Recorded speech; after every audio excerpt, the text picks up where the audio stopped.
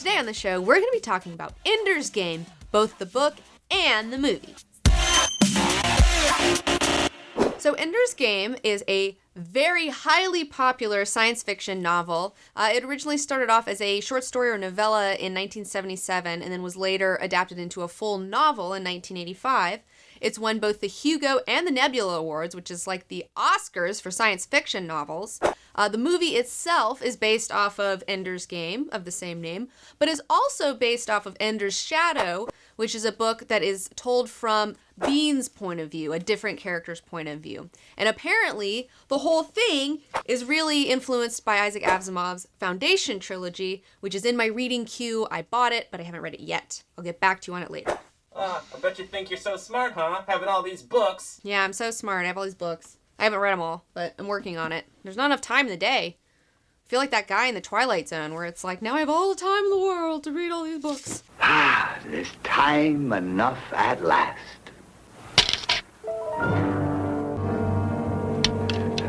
I have a reading queue. I have like a huge queue. Or it's sad. I can't even get to all the books I want to read. You're just a fake geek girl. That's what you are. I just put pictures of dresses in this. You bought these books at IKEA, didn't you? Yeah, I did. They're my IKEA fake books. Another interesting fun fact about this book is that it is also suggested reading material for the Marine Corps.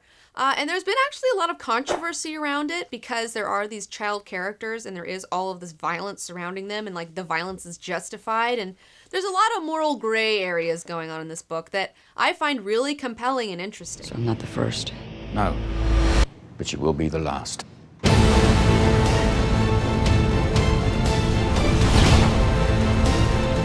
do everything I can to win this war.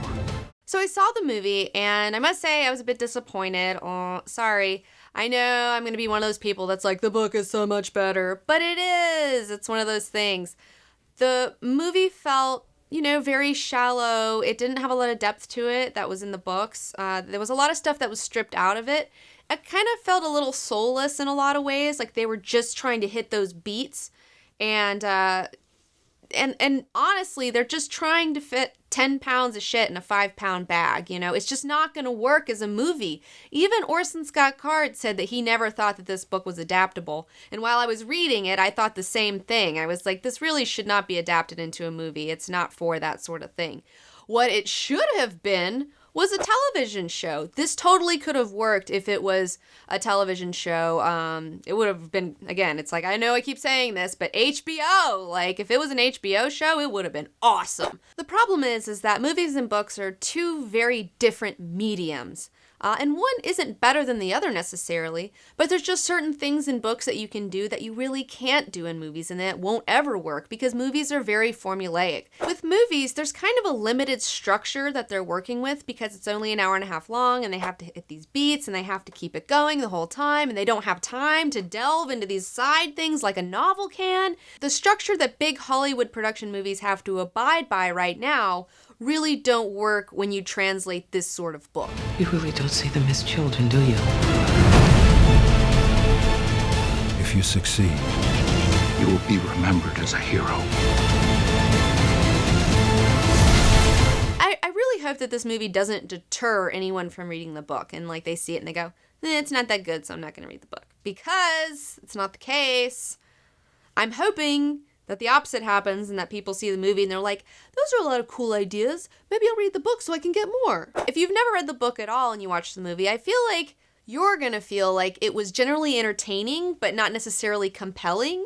Like there's a lot of interesting points that they're bringing up, but they're very, very shallow and it doesn't go into the depth that it could be. It raises a lot of interesting questions, but never really goes for it. It's worth watching, but it's not really emotionally impactful enough. The characters, you don't really connect to anyone. There's not really a real likable character in it necessarily. They even try to make Ender Wiggin a lot less controversial than he is in the book, but by doing that, they ended up making him not as anything.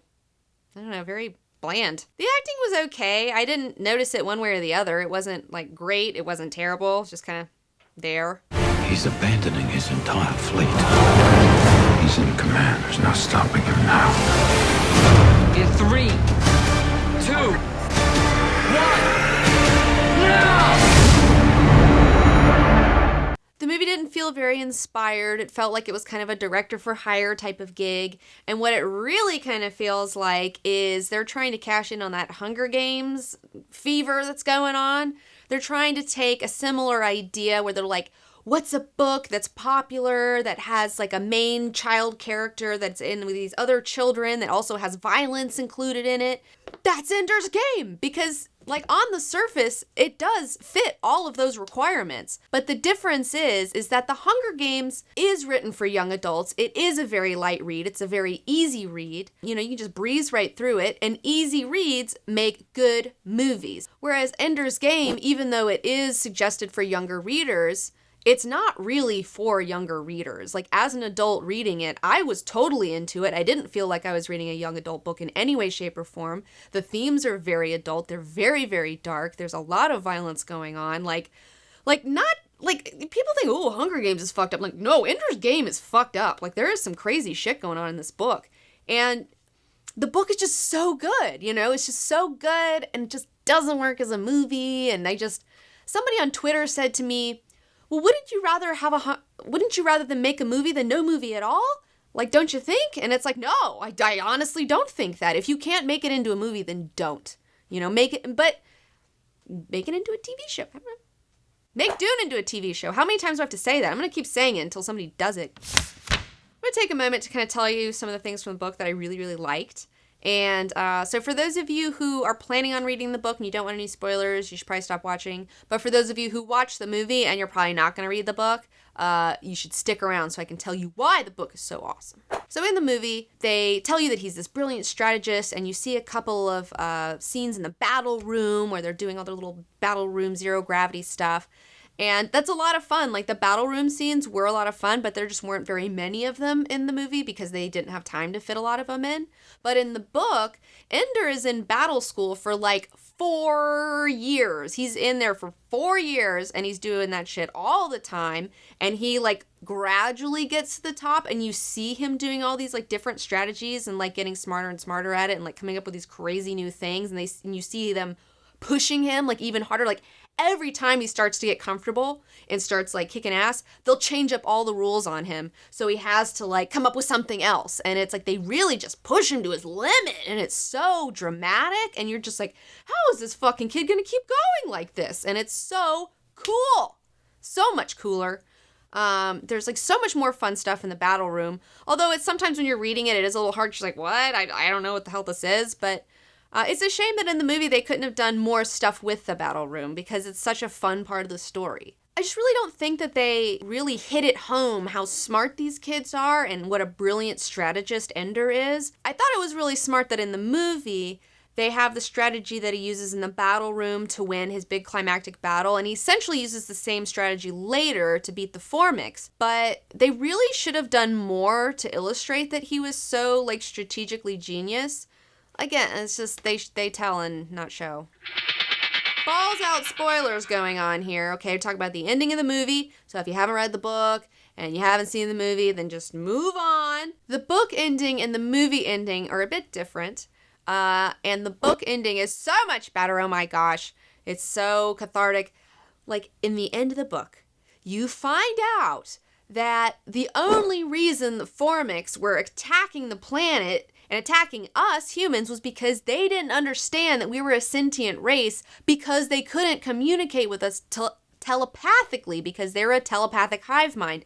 So they weren't aware that there are other races that don't have telepathic hive minds. But once they figured out their mistake, they retreated and like left us alone.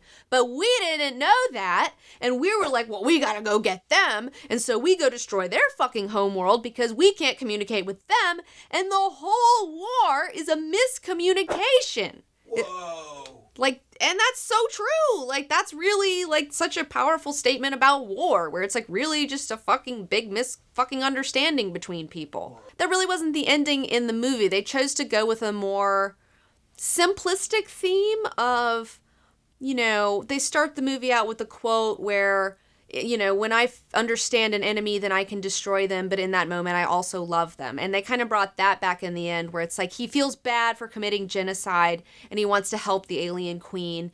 And, I mean, that also happens in the book, but that's not the point of the book. You know, that's not the point of the whole thing. So, again, I just feel like this movie kind of scratches the surface, but never really just goes for it and, like, goes all the way. Another thing that was in the movie that they really didn't go into, but they should have because it's so awesome, is Peter and Valentine, Ender Wiggins' brother and sister. There's like 3 children. They're all crazy brilliant. And that's something that the movie really didn't do a great job of conveying, is that these children are not just smart for kids. They're smarter than adults. Like, they are smarter than everyone.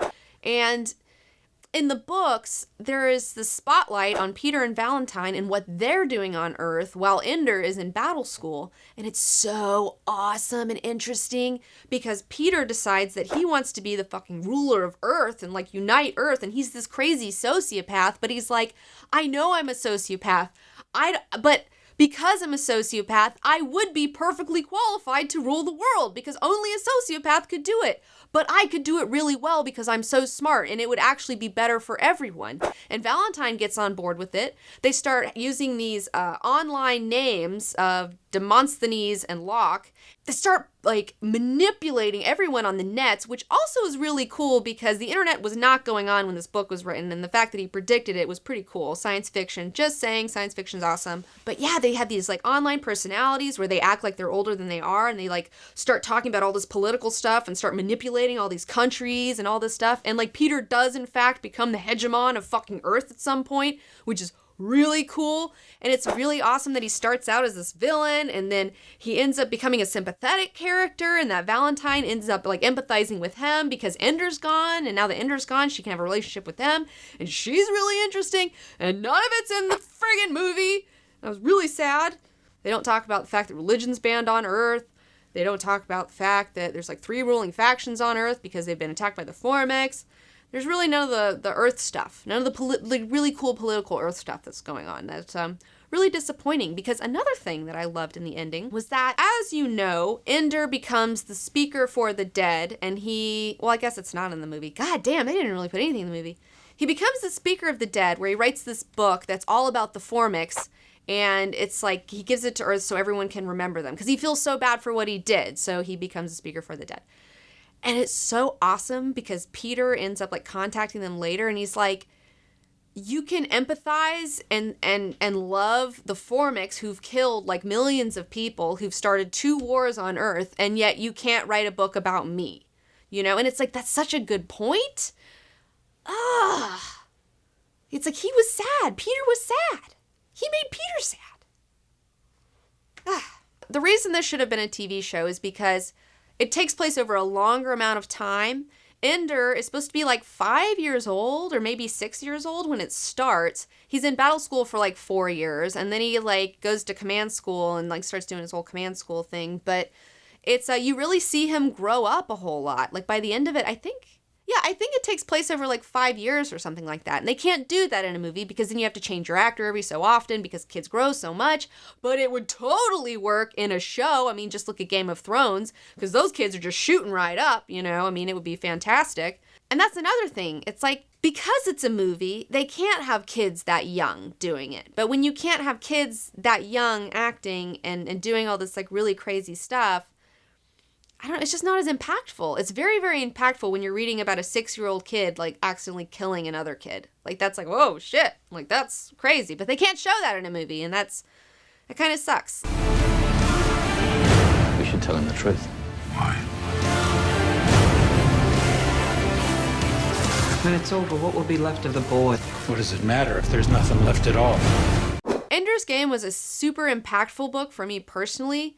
I found a lot of messages in there that I really felt were very insightful and useful for me. And I'm sure anyone who reads it is going to find things for themselves as well.